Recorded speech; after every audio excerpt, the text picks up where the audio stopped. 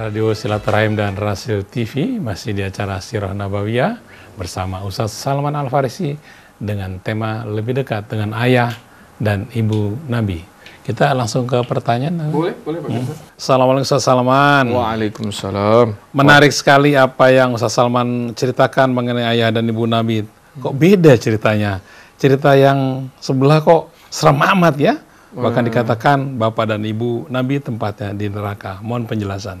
Baik Pak Krisna, terima kasih. Ada memang beredar baru belakangan ini saya kira ceramah atau pertanyaan atau kajian yang membahas ayah ibu Nabi justru dikatakan di neraka. Kalau saya boleh mengatakan itu memang sumbernya hadis sahih diriwayatkan oleh Imam Muslim rahimahullah. Maka sering saya sampaikan di majelis-majelis atau di sini juga di radio kita ini, ketika membaca hadis jangan kau pahami tunggal saja. Jangan baca satu hadis kemudian menghasilkan fatwa, apalagi baca hadis berfatwa karena alasannya sahih saja sanadnya atau apanya dan lain sebagainya. Itu tidak boleh menandakan kalau kita ini tidak ahli tentang hadis. Orang yang ahli hadis, orang yang paham tentang hadis, bertemu dengan satu hadis, dia berusaha mencocokkan atau mengkomparasi hadis itu dengan hadis-hadis lain. Walaupun itu hadisnya dhaif atau sahih atau apapun lah derajat hadisnya, tetap sebagai seorang yang paham tentang belajar hadis, dia harus komparasi dulu. Sama dengan hadis Abi wa abuka finnar, ya. Saat itu ada seorang sahabat yang datang menangis menemui Nabi SAW karena ayahnya mati atau terbunuh dalam satu peperangan, belum masuk Islam. Padahal dia sudah berencana ingin mengajak ayahnya ini masuk Islam, tapi belum sempat dan akhirnya ayahnya terbunuh. Nabi SAW ketika mengatakan ayahnya mati dalam keadaan kafir dan di neraka, menangislah pemuda ini. Kemudian Nabi memanggil ta'al, panggil lagi dia. Setelah itu datang lagi lah pemuda ini. Pemuda ini bilang apa? Ya Rasulullah, abi wa abuka finnar. Nabi mengatakan ayahku dan ayahmu di neraka. Kemudian oleh sebahagian orang ini diangkat dan dibahas. Padahal hadis ini sudah ada sejak Imam Muslim memunculkan bukunya. Bayangkan berarti udah hampir 1200 tahun. Tidak pernah kita dengar Kiai Haji Hashim Al-Asy'ari yang ahli hadis membahas hadis ini. Ya. Tidak pernah kita dengar ulama-ulama senior menjadikan tema kajiannya adalah ayah ibu Nabi atau menjawab dengan lantang tentang ayah ibu Nabi, apalagi menyimpulkan di neraka. Itu tidak pernah kita dengar. Paling dibahas oleh para ulama di majelis ulama. Paling dibahas oleh ulama di majelis yang benar-benar pendidikan santri yang membahas detail maknanya. Tidak dibahas jadi kajian lepas seperti kita di radio atau ditaruh ke YouTube, itu tidak. Kenapa? Seorang yang memiliki ilmu pengetahuan dengan baik dan mengalami proses pembelajaran ilmu pengetahuan agama dengan baik, dia tahu betul mana hadis yang harus disampaikan di tengah halayak ramai, mana hadis yang harus disampaikan bagi orang-orang yang khusus menuntut ilmu. Karena tidak akan sama memang. Sama, kalau saya mau belajar gitar, nggak mungkin seorang guru yang baik langsung mengasih saya kunci gitar yang sulit-sulit. Itu nggak mungkin. Saya sebagai seorang pembelajar gitar pemula, pasti dikasih kunci G, kunci D, kunci A, kunci C, C-nya pun C biasa dulu. Padahal saya dengar C itu ada begini. Ada hal yang harus kita sampaikan itu, di mana ini kita sampaikan. Itu harus ditengok. Husain radhiyallahu an mengatakan, jangan sampaikan kebenaran semuanya, karena bagi orang yang jahil, orang yang bodoh, kadang-kadang kebenaran justru terlihat tidak benar. Nah itu. Sama perihal hadis sahih yang disampaikan oleh Muslim radhiyallahu anhu yang mengatakan abi wa abuka finnar. Harus dikomparasi, dan mengkomparasinya jangan dengan satu ulama, harus dengan banyak ulama. Nah, itu ya, harus dengan banyak ulama. Ada ulama yang menguatkan hadis ini? Ada. Kita tahu ada. Ulama-ulama lama loh ada. Tapi ada tidak ulama yang mengatakan hadis ini harus diperbaiki maknanya? Itu banyak. Imam As-Suyuti bahkan menulis satu buku yang meluruskan kembali makna hadis ini. Tentu dengan hadis, bukan dengan pendapatnya Suyuti, atau tentu dengan Al-Quran, bukan dengan pendapatnya Suyuti, ya. Akhirnya ulama-ulama yang mempelajari dengan baik, kalau guru saya bilang waktu saya belajar di Makkah, Salman, la tidandin ala hada. Itu. La tidandin ala hada. La tidandin itu maksudnya qara'na al-hadis, lakin la tidandin alaiha. Kita sudah baca hadisnya, tapi jangan ini yang kau umbar-umbar gitu. Jangan kau umbar-umbar. Kenapa? Banyak hal yang harus dipahami dari hadis itu. Pertama ya, pemakaian kata abi dalam Islam, dalam bahasa Arab. Itu bagi orang yang mempelajari bahasa Arab sangat tahu apa yang saya maksudkan. Ya, makna kata-kata abu atau ummu, abun au ummun dalam bahasa Arab apa sih pemakaiannya? Mungkin tidak Rasulullah SAW memakai kata abi wa abuka finnar ketika dia katakan abi yang dimaksud siapa, ketika yang dikatakan abuka yang dimaksud siapa. Itu bagi orang yang mempelajari rahasia bahasa itu hal yang biasa. Bagi orang yang belajar balaghah, bagi orang yang belajar mantik, itu akan sangat paham apa yang dimaksud dari perkataan Nabi Muhammad sallallahu alaihi wasallam. Kemudian kata kita ambil aja ayat Quran, wa ma kunna mu'azzibina, apa ini? Allah, saya ini tidak hafal Al-Quran, itu kesalahan saya. Hatta nab'atsu rasula. Kata Allah di surah Al-Isra kalau saya salah, saya ini atau kami, kata Allah SWT, tidak mengazab siapapun sampai ada rasul yang diutus. Tuh, Abdullah meninggal, Aminah meninggal, belum ada rasul yang diutus. Siapa yang rasul yang diutus? Dia jauh dari Isa alaihissalam. 500 tahun jarak mereka dari Isa alaihissalam. Apalagi ajaran Isa alaihissalam setelah kepergiannya Isa sudah terkontaminasi dengan beberapa hal macam. Itu juga menjadi alasan bagi para ulama untuk mengatakan jangan la tidandin alaiha, itu bahasa ammiahnya di Mekah. Jangan kau umbar-umbar hadis ini. Itu ya. Jadi kalau Allah saja bilang, saya tidak akan mengazab siapapun kecuali sesudah mengutus seorang Rasul. Kenapa gara-gara satu hadis, lantas kita bilang ayah ibu Nabi di neraka? Itu ya. Nggak boleh. Kalau saya nggak boleh menurut saya. Apalagi saya mendengar begini, ada seorang yang mengatakan kepada saya begini, Salman, kan tidak menjadi aib juga bagi Nabi kalau ayah ibu Nabi di neraka. Itu kan tidak menurunkan derajatnya Nabi. Nabi Muhammad SAW tetaplah seorang Nabi mulia, sama ada ayah ibunya di neraka atau tidak. Sama seperti Ibrahim, katanya Pak Krisna. Saya dibilang kan Ibrahim, sama seperti Nuh, anaknya Kan'an. Sama seperti Lut, istrinya. Aku bilang, kau ini kalau berlogika, belajar dulu pakai logika, aku bilang. Aduh, kalau kau membandingkan, belajar dulu cara membandingkan. Begini, kau bandingkan dengan Ibrahim, ayahnya masuk neraka. Kawan, saya bilang sama kawanku ini, kawan, Ibrahim itu sudah menyampaikan risalah dakwah ke ayahnya, tapi ayahnya menolak. Nuh sudah menyampaikan risalah dakwah ke anaknya, tapi anaknya menolak. Lut sudah menyampaikan risalah dakwah ke istrinya, tapi istrinya menolak. Nuh juga begitu. Mereka nabi-nabi yang keluarganya di neraka ini sudah menyampaikan risalah dakwah, sudah menyampaikan keesaan Allah, sudah menyampaikan tentang keimanan kepada Allah, tapi mereka menolak. Wajar kalau Allah bercerita mereka di neraka. Sekarang Pak Krisna, ayah ibu Nabi sudah sampai belum dakwah dari Nabi ke dia? Belum. Belum. Abdullah meninggal masih di dalam perut nabinya. Aminah meninggal masih umur 6 tahun nabinya. Kenapa kita mengatakan dia di neraka hanya gara-gara satu hadis sahih yang diriwayatkan oleh Imam Muslim? Tentu saya tidak mau berdebat lah mengenai ini. Cuman ini tidak boleh diumbar-umbar gitu loh. Kalau saya ditanya orang, tentu Salman, terus ibu Nabi di neraka apa di surga? Terserah Allah SWT, bukan hak saya itu. Mana saya tahu? Tapi bila kau katakan di neraka, saya agak tersinggung, saya mohon maaf itu. Maka saya usaha meluruskannya.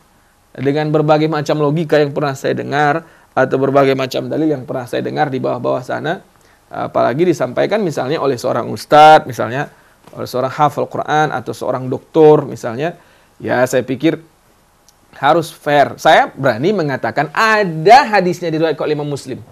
Saya tidak mengingkari itu, ada. Tapi yang mengatakan ada hadis ini, lo harus berani juga mengatakan banyak hadis yang mengcounter makna hadis sahih Muslim ini. Walaupun dari segi sanad apa yang diriwayatkan oleh Imam Muslim ini sahih, tapi ada hadis-hadis lain yang mengatakan menurut Imam Muslim sahih, menurut imam lain hadis ini juga sahih. Tentu akan sangat janggal memang didengar.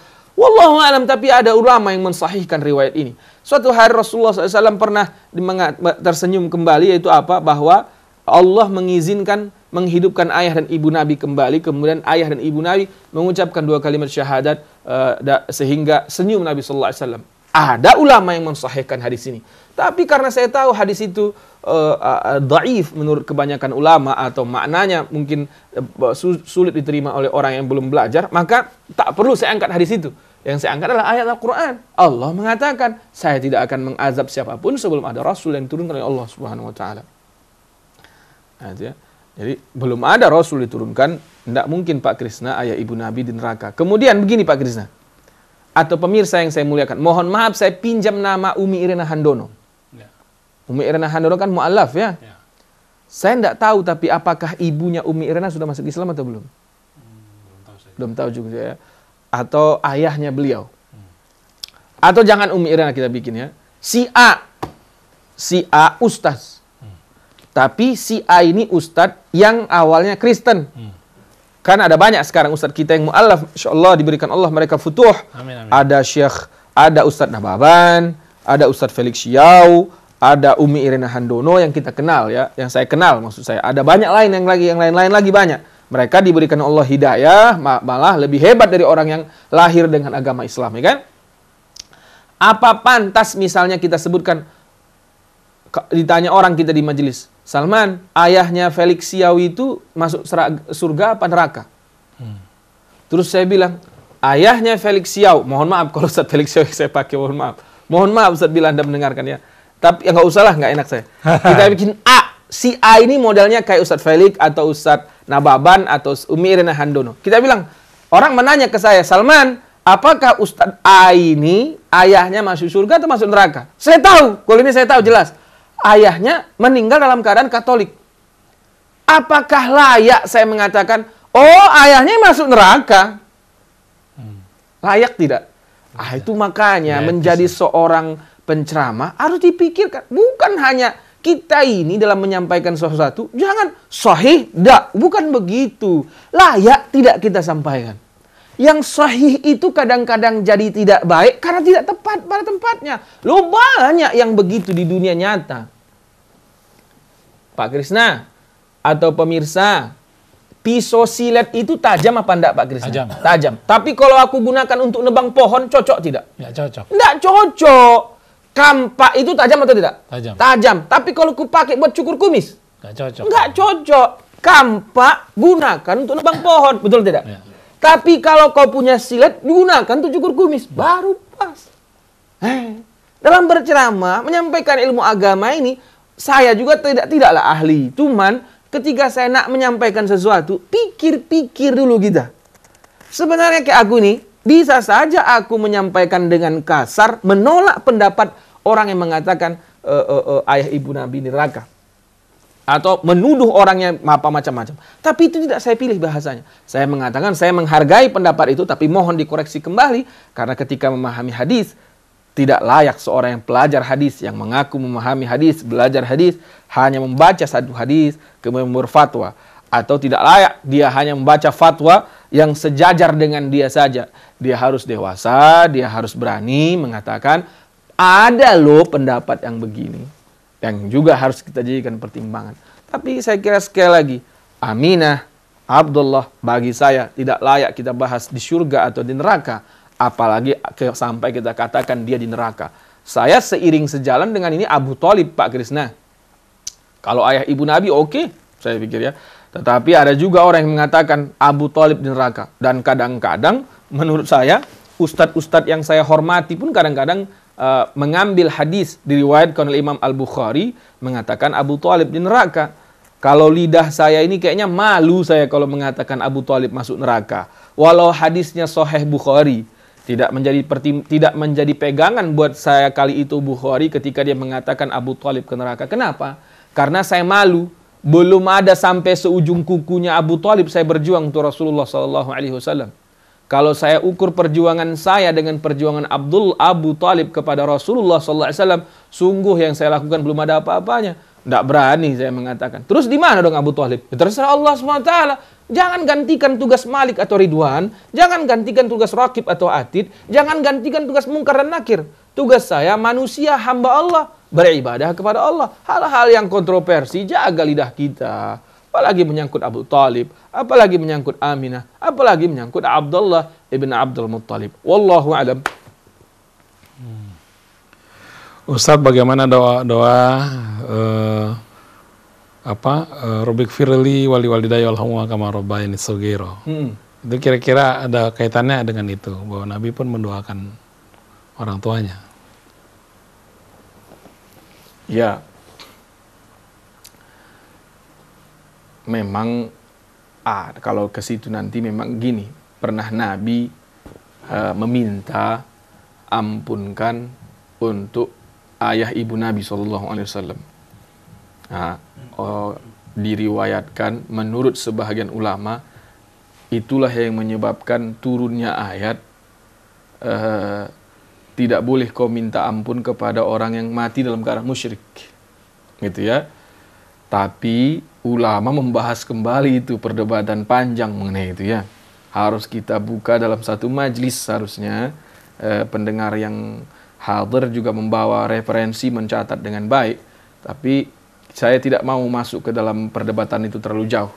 Yang menjadi jawaban saya adalah bahwa Rabbighfirli wali walidayya warhamhuma, ya. Itu memang doa yang disarankan untuk kita amalkan pertama. Dan Nabi pernah minta ampun atas dosa-dosa orang tuanya. Dan Nabi ditegur oleh Allah Subhanahu wa taala melalui Jibril alaihissalam tentang yang dilakukan oleh Nabi SAW. Tapi ya lagi-lagi itu tidaklah menjadi riwayat yang seutuhnya harus kita pegang. Saya karena tidak hadir di kepala saya mengenai jawaban ini, saya hutang dulu kepada pemirsa. Nanti atau bila nanti Ustadz Hussein membahas, coba tanyakan mengenai ini, atau Ustadz Ahmad Sanusi sedang membahas, coba tanya mengenai ini ya. Rabbighfirli. Memang ada itu pembahasannya, tapi karena tidak muncul di kepala saya bagaimana cara menyatukan pemahamannya sehingga kita tidak bertengkar, nanti saya bahas insyaallah. Wallahu a'lam. Ustadz, apakah ayah dan ibu Nabi satu firqah, apa maksudnya? Satu bani gitu, satu Bani Hashim semuanya? Ayah ibu Nabi ini bertemu keturunan mereka di kakek yang keberapa gitu, Pak Krisna. Ya, bertemu memang. Tetapi memang gini Pak Krisna, Quraisy itu kan ada lagi Quraisy Bani Abdis Syams, ada Quraisy Bani Umayyah, ada Quraisy Bani Hashim, ada Quraisy Bani Abdul Muttalib. Kalau Rasulullah SAW ke Bani Hashim kan, tapi kalau ibunya Nabi ini, wallahu alam, Bani Abdis Syams atau Bani Umayyah, wallahu alam, tidak hadir di kepala saya, wallahu alam. Oke. Assalamualaikum Ustaz, bagaimana caranya supaya kita bertambah takwa kepada Allah Subhanahu wa taala? Bagaimana caranya kita supaya bertambah takwa kepada Allah Subhanahu wa taala ya? Aduh, saya hanya bisa jawab singkat aja. Perbanyaklah beribadah kepada Allah Subhanahu wa taala. Kurangi segala perbuatan yang tidak baik. Perbanyak ibadah kita kepada Allah Subhanahu wa taala. Kalau kata yang pernah berpesan kepada Umar, at-taqwa itu apa? Sama kita seperti berjalan di jalan yang berduri, menghindar. Jadi kalau kita ingin menambahkan takwa kita, perbanyak sholat, perbanyak baca Quran, perbanyak bersedekah, perbanyak berbuat baik, dan tinggalkan perbuatan yang tidak baik. Insya Allah ketakwaan akan datang ke hati kita. Tapi kalau kita ingin takwa, ya Allah, innalillahi wa inna ilaihi raji'un, innalillahi wa inna ilaihi raji'un, innalillahi wa inna ilaihi raji'un. Kalau sholat kita tinggalkan, kalau perbuatan baik tidak kita amalkan, ya nggak mungkin kita bisa jadi orang yang bertakwa. Allahu a'lam. Ya, baik Ustaz, kita sudahi dulu acara Sirah Nabawiyah ini, dan kita akan jumpa lagi pada Sirah Nabawiyah Jumat depan. Hari ini Ustaz nggak khotib Jumat? Enggak, Pak Krisna. Saya sholat Jumat di Masjid Silaturrahim, insyaallah. Oke. Baik, terima kasih atas perhatian Anda semuanya. Saya Muhammad Krisna, juga Andi Saputra, dan juga Andri Seruput, dan juga Zain. Mohon pamit, wabillahi taufiq wal hidayah. Wassalamualaikum warahmatullahi wabarakatuh.